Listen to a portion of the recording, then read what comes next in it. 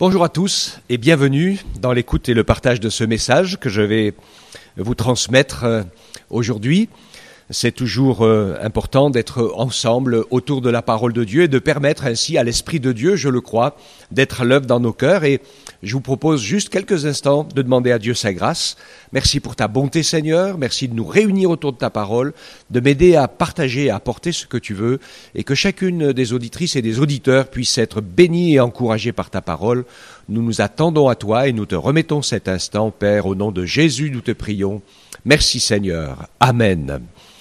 Aujourd'hui, je voudrais partager avec vous un récit tout simple de l'Écriture, assez connu. C'est la rencontre que Jésus a faite avec Lévi et qui va s'appeler rapidement Matthieu après.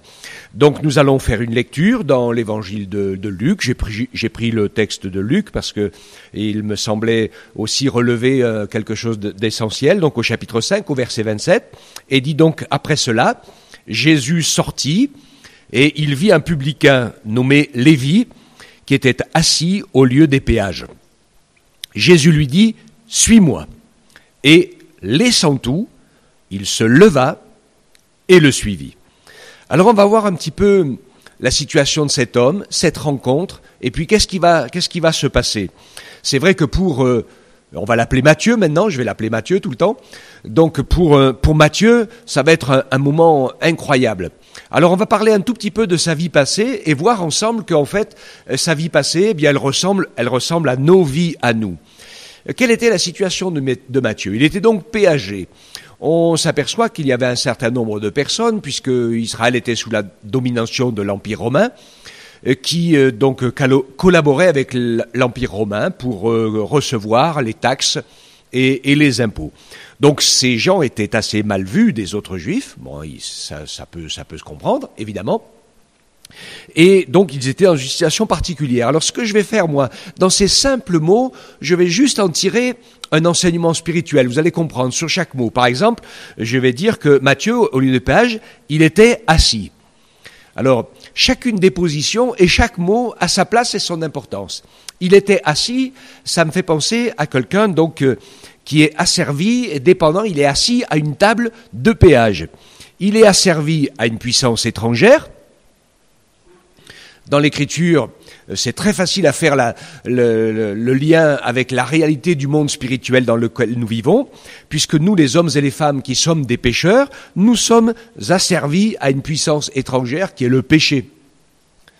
Et parfois ça peut être un peu par goût, parce qu'on aime bien certaines choses, et qu'on a envie de faire ce qu'on a envie, et parfois bien, on a fini par faire un peu n'importe quoi. Et celui qui à ce moment-là, je vais l'appeler, la vie d'avant, je l'appelle Lévi, et la vie d'après, je l'appelle Matthieu. Alors, quand il est dans la vie de Lévi, avant, il est donc assis, au travail, asservi à la puissance étrangère. Et qu'est-ce que c'est qui l'a emmené là ? Eh bien, c'est facile à comprendre, c'est l'amour de l'argent, parce que ça, c'était de l'argent facile à gagner, d'être assis au péage, de travailler pour l'envahisseur romain et de pouvoir ainsi, eh bien, gagner de l'argent, beaucoup d'argent. Je vais soulever ce point-là parce que nous allons voir dans l'Écriture le Seigneur qui nous enseigne et qui nous dit que l'amour de l'argent est une idolâtrie. Et souvent, sans qu'on s'en rende compte, c'est une des plus puissantes et une des plus dissimulées d'idolâtrie. Beaucoup de gens, je sais qu'il faut tous se battre et travailler pour pouvoir gagner de l'argent et pour pouvoir vivre, il n'y a pas de souci, mais il y a beaucoup de gens qui sont asservis à cette idole. Et le monde dans lequel nous vivons aujourd'hui, il en est vraiment la démonstration flagrante, parce qu'avant, on produisait des services, on était payé pour, mais maintenant, je pense qu'on ne travaille que pour l'argent. Les gens veulent de l'argent, et tout ce qui compte, c'est l'argent. Le monde est asservi par l'argent, et puis tout est dépendant de l'argent. Donc voilà la situation donc de Lévi, assis, donc il est asservi, il est assis au bureau des péages, donc c'est une puissance étrangère qui le tient et dans laquelle il est allé lui-même, parce qu'il les embâchait pas de force, hein, c'est eux qui allaient se proposer. Il est allé se proposer parce que finalement, eh bien, il allait pouvoir gagner pas mal d'argent dans cette situation. Donc je crois que finalement la vie de Lévi, c'est notre vie à tous. Il y en a, c'est pas l'argent, mais c'est la gloire. Il y en a, c'est la jouissance de toutes sortes de péchés ou d'actions, etc. Enfin, on a tous, on va le voir ensemble, l'état dans lequel nous sommes. Et puis, Jésus arrive. Jésus arrive dans sa vie. C'est le Seigneur qui vient à sa rencontre. Je crois que le Seigneur Jésus vient toujours à notre rencontre. C'est peu souvent que ce soit nous qui allons à sa rencontre et à sa recherche. Ça arrive assez régulièrement, mais la majorité des personnes, la Bible nous le dit d'ailleurs, c'est Dieu qui nous cherche. Moi, je sais que pour ma vie personnelle, et puis je sers le Seigneur, je parle avec plein de gens, je vois que pour beaucoup, la majorité, il y a eu des carrefours de vie, des moments compliqués, des choses difficiles. Et finalement, le Seigneur nous y a conduits dans ces choses difficiles, parce que c'est au travers de ces situations-là que nous avons pu rencontrer le Seigneur. Donc, dans cette situation, Lévi voit arriver Jésus. C'est un personnage comme tout le monde, on va dire humainement. Il n'avait ni beauté, ni éclat pour attirer nos regards. Mais quand il l'a vu arriver, il était suivi d'un bon petit paquet de disciples, des gens autour de lui. Donc je suis à peu près sûr qu'il en avait un peu entendu parler de Jésus, sans vraiment le connaître. Comme la majorité des gens, je me rappelle le titre d'un livre qu'un pasteur a écrit il y a pas mal d'années maintenant, c'est « Jésus, cet illustre inconnu ». Parce que tout le monde connaît Jésus, mais en fait personne ne le connaît. Parce que celui qui connaît vraiment Jésus, aussitôt, instantanément, il devient chrétien. Parce que quand on le connaît, Jésus, alors on ne peut pas faire autrement que de l'aimer, de le suivre et d'avoir envie de marcher avec lui. Alors, connaître ce nom-là, savoir qu'il a existé, c'est une chose, le rencontrer, c'en est une autre. Et là, c'est ce qui va se passer. Jésus vient directement lui parler à lui avec une parole impressionnante. Et puis, il lui dit, « Suis-moi ». Il n'y a pas à tergiverser. Hein. Après, je vais dire que je ne sais pas qui tu es, toi, de l'autre côté, mais il n'y a pas de souci. Jésus a toujours une parole pour toi, pour moi, pour chacun d'entre nous, et cette parole de Jésus, c'est « Suis-moi ». Après, on va suivre, on ne va pas suivre. Moi, je remercie vraiment le Seigneur, parce que quand j'ai eu cette parole, au début, j'ai tiré le nez un peu, parce que moi, je connaissais un peu l'Évangile, je connaissais un peu les églises, je savais un certain nombre de choses, mais je les savais sans les vivre. Et je savais bien que Jésus voulait que je vienne à lui, mais je n'étais pas très intéressé. Je me disais que j'allais faire ma vie et tout ça. Et puis, tout d'un coup, je me suis rendu compte que j'étais perdu, que j'étais dans la détresse, que si j'allais mourir, j'allais être perdu pour toujours, que je n'étais pas prêt. Et là, j'ai répondu à son appel. Donc, le Seigneur Jésus nous adresse toujours des paroles simples et des paroles claires pour ce qui est nécessaire à notre salut. Parce que la première chose que Jésus veut pour nous, c'est nous sauver du pouvoir du péché qui domine en nous et qui nous entraîne vers la mort, la destruction et la perdition. Jésus veut nous sauver de cela. Donc, pour que nous soyons sauvés, et j'insiste beaucoup sur ce mot, c'est pas croyez en moi, c'est suis-moi. Et je vais vous expliquer pourquoi tout à l'heure. Pourquoi que je peux vous l'expliquer tout de suite aussi, tant que j'y suis, finalement, c'est que Jésus, il est l'auteur de notre salut. Il est celui qui a vaincu le mal et les ténèbres et le péché. La victoire est en lui, et par son sang, il nous a acquis la victoire, la guérison, la délivrance. Et toutes ces choses, il peut nous les donner. Et comment il fait pour nous les donner ? Parce qu'elles sont attachées à lui, il nous les donne quand il peut venir avec nous et en nous. Mais si Jésus reste à l'extérieur de toi, s'il reste étranger de toi, comme quelqu'un qui est un personnage en dehors, alors tout ce qu'il a acquis en lui pour te pardonner, pour te sauver, pour te guérir, pour te délivrer, c'est pas, comment dirais-je, ce salut, cette vie nouvelle que Jésus nous donne, c'est pas une chose comme un paquet de gâteaux qu'il te donne et puis que tu peux manger et puis que tu en profites. Le salut de Dieu, la vie de Dieu, l'éternité de Dieu, l'amour de Dieu, le pardon de Dieu, c'est la personne de Jésus. Et si tu veux toutes ces choses pour toi, eh bien, il faut que tu suives Jésus. Il faut que Jésus, tu lui donnes l'autorisation de venir s'installer en toi. Jésus dit dans Jean 14, 6, « Je suis le chemin, la vérité, la vie, nul ne vient au Père que par moi. » Et dans Actes 4:12, je me sers souvent de ce verset, mais je vais soulever juste un petit point. Aujourd'hui, il dit « Le salut ne se trouve en aucun autre ». Et j'insiste aujourd'hui, non pas sur le fait simplement que Jésus est le Sauveur, parce qu'il l'est, il n'y a aucun souci, mais que le salut est en lui. Et il n'y a de salut en aucun autre parce qu'il n'y a aucun autre nom qui a été donné parmi les hommes par lequel nous devions être sauvés. Et donc, c'est Jésus qui, en venant habiter en nous, nous apporte le salut. Et donc, il est absolument indispensable de lui ouvrir son cœur, de le laisser rentrer et de le recevoir. Et il va venir ainsi en nous installer son salut, son pardon et sa vie par la personne du Saint-Esprit qui va nous habiter. Et c'est comme ça que les éléments de Dieu vont se passer en nous. Alors c'est pour ça que je dis que pour ça qui est essentiel, primordial, le salut de notre âme, le pardon de nos péchés, la délivrance de la condamnation, le fait d'être adopté pour être fils et fille de Dieu, une adoption.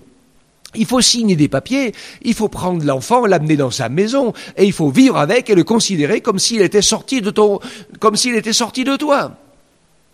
C'est pas un corps étranger, comme ça, je dis, ah oui, j'ai un enfant adopté, il vit à l'autre bout de la planète. On le fait, mais ça s'appelle pas des adoptions, ça s'appelle des parrainages, pour pouvoir aider des enfants pauvres, des familles pauvres à les sortir. Mais l'adoption, alors là, tu le prends chez toi, comme si c'était le tien. Pour tout ce qui est secondaire, parce que je sais que là, je parle plutôt aux croyants qui ont l'habitude de marcher avec Jésus. Et là, c'est pas facile, jour après jour, de connaître la volonté de Dieu. C'est plus compliqué. Je rappelle donc ce qui est essentiel. Notre salut, notre pardon, c'est facile à comprendre et c'est un acte de foi. Et c'est une mobilisation. On va voir que Lévi va devenir Matthieu et il va entrer dans ces choses. Pour ce qui est secondaire, le Seigneur va nous apprendre à étudier sa parole. Il va nous apprendre à marcher par la foi, sans voir ni comprendre encore, mais c'est souvent que le Seigneur nous dit, allez, vas-y, tu sais pas ce qui va arriver au bout, mais je suis avec toi, je veux que tu ailles par là. Et donc on fait des expériences comme ça.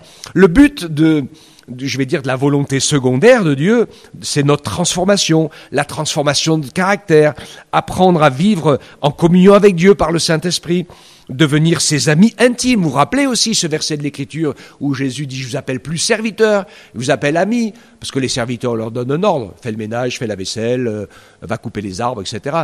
Mais les amis intimes, en fait, on partage le royaume, on partage sa maison, on partage sa richesse, on partage tout. Et normalement, si on est assez intime, on ne devrait pas avoir besoin de dire « fais ci » ou « fais ça », parce que ça devrait devenir évident si on est de la même famille. Et c'est là où il y a toute cette partie un peu plus difficile de la vie chrétienne, où par la foi, le Seigneur veut nous apprendre à découvrir ses plans, sa volonté, son caractère, sa personne, etc. Une marche infinie de développement avec Dieu, c'est ce que j'appelle ici tout ce qui est très important, mais secondaire. L'essentiel, c'est faire entrer Jésus en soi pour recevoir le salut de Dieu.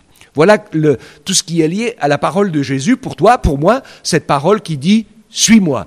Et Jésus t'invite à le suivre. Alors, Lévi devient Matthieu et il va donner la bonne réponse. Nous allons voir ce qui va se passer.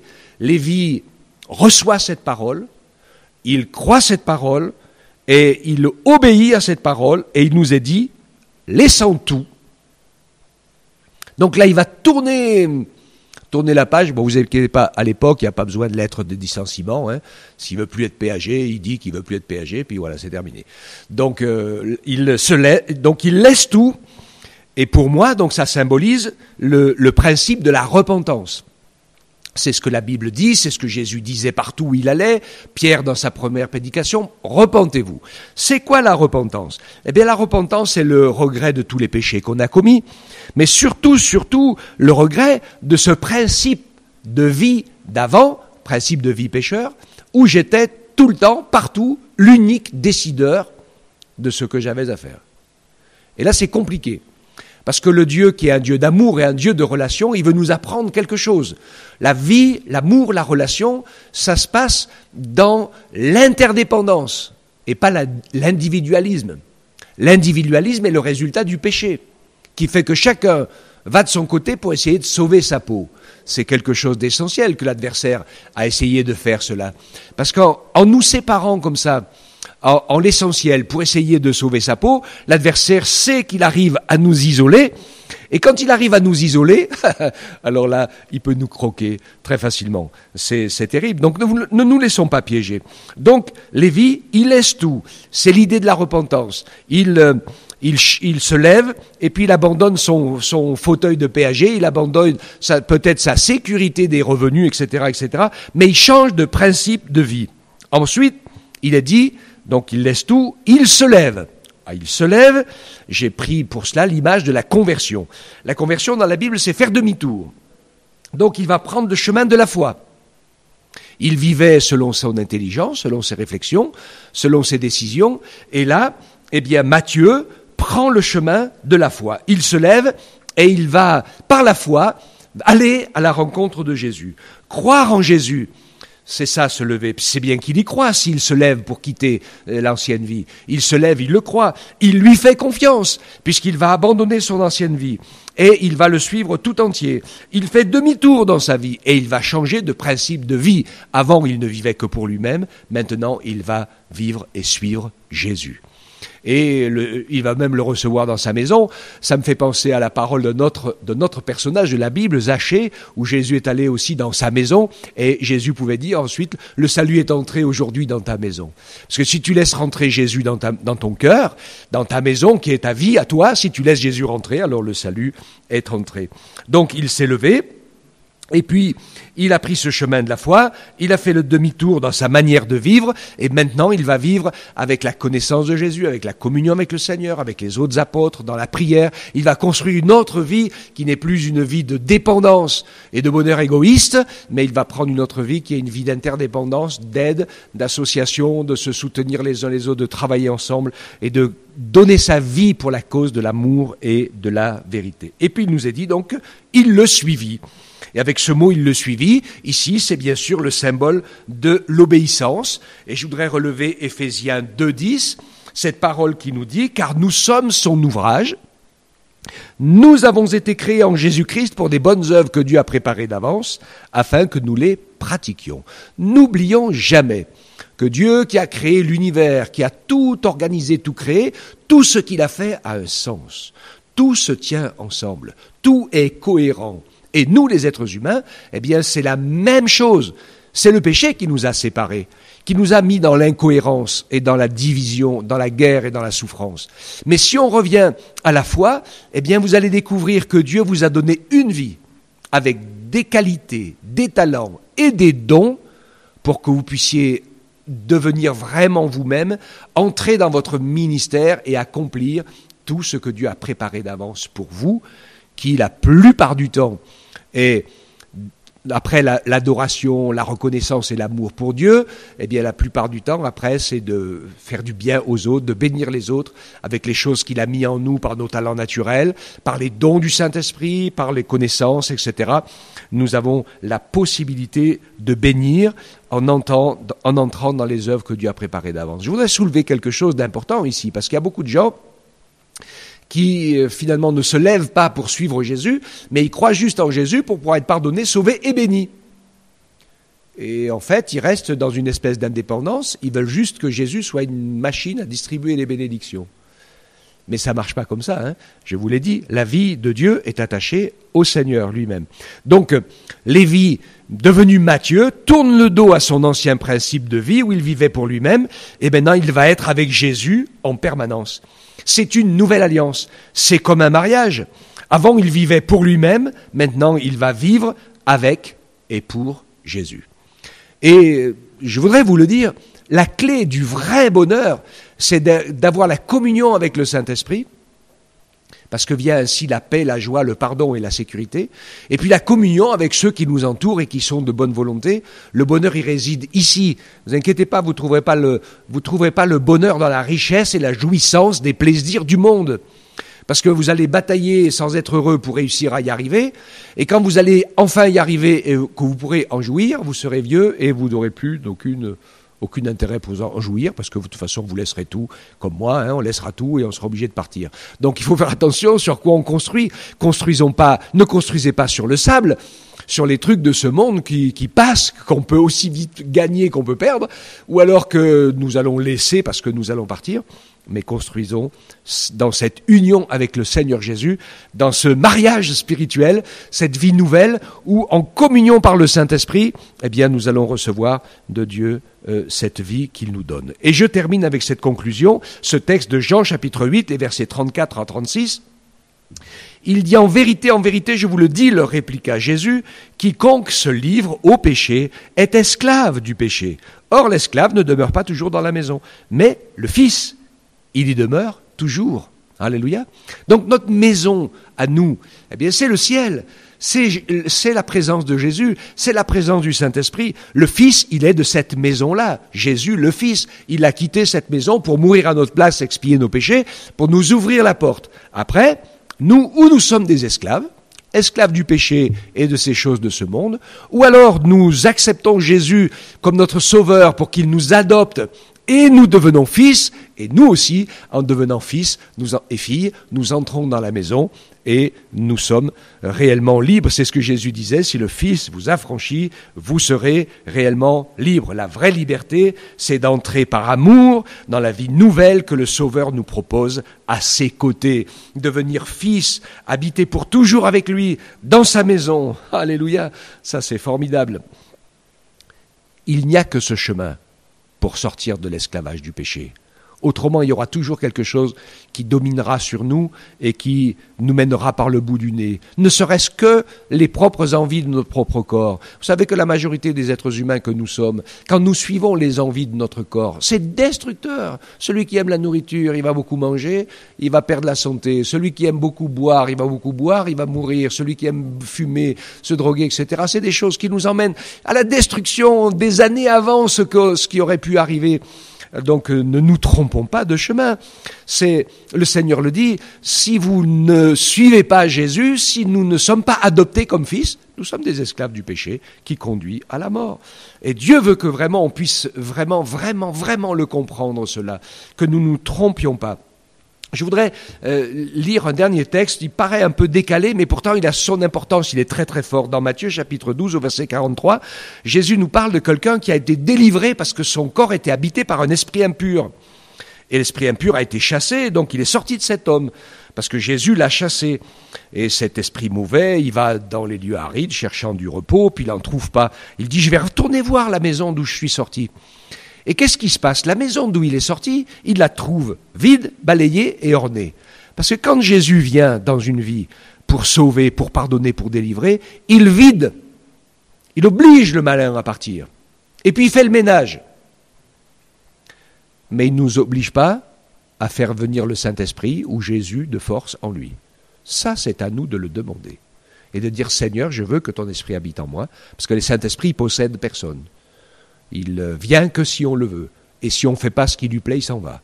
Aussitôt. C'est pas comme les mauvais esprits. Ils arrivent, ils rentrent par les mauvaises portes, ils s'harponnent dedans, ils se vissent au corps et puis il n'y a plus moyen de les déloger. Mais l'Esprit de Dieu, c'est pas du tout ça. Hein. C'est complètement le contraire. C'est à nous de le vouloir. Et si on veut pas de Jésus, si on veut pas de son Esprit, qu'est-ce qui se passe? Eh bien, la suite du texte nous le dit, c'est que quand il voit que la maison, elle a été vidée, balayée, nettoyée par Jésus, mais que Jésus n'y habite pas, que son Saint-Esprit n'y habite pas, il va chercher des copains, 7 autres plus méchants que lui, ils reviennent s'installer dans la maison et la condition de cet homme est pire que celle d'avant. Ce que je veux dire ici, c'est que personne ne peut sortir de ses propres forces de l'esclavage du péché. Et que tant que Jésus habite pas en toi par le Saint-Esprit, eh bien tu es un prisonnier. Même si le menteur te fait miroiter que tu es libre. Parce qu'au bout, il t'attend pour la fidélité et pour la perdition. Donc ne nous laissons pas tromper par les mensonges de l'adversaire, mais écoutons la parole de Dieu. Nous n'avons pas les capacités de nous libérer nous-mêmes puisque nous sommes dans l'esclavage du péché par nature. Le salaire du péché, c'est la mort. Et Jésus, par sa mort expiatoire à la croix, a vaincu le péché. Et donc, pour que nous puissions nous aussi être vainqueurs et être sauvés, il faut que notre vie soit associée à la sienne, parce que c'est sa victoire qui est la nôtre. C'est pas nous les vainqueurs. C'est lui, Jésus, le vainqueur. Donc le pouvoir de vaincre le péché pour nous n'est réel que quand nous devenons nous-mêmes une même plante avec lui. Et c'est ce dernier verset, Romains 6, 5. En effet, si nous sommes devenus une même plante avec lui par la conformité à sa mort, c'est la repentance de notre ancienne vie, eh bien nous serons aussi une même plante avec lui dans la conformité à sa résurrection. Alléluia! C'est ça la bonne nouvelle de l'Évangile. Jésus est ressuscité le premier, il a vaincu la mort, il a un corps glorifié qui n'est plus limité par rien du tout. Il nous a promis la même chose pour nous, nous le croyons, mais pour cela, il faut que nous lui ouvrions notre cœur, que nous le laissons rentrer et que nous devenions une même plante avec lui. Alors mes amis, faisons comme Matthieu.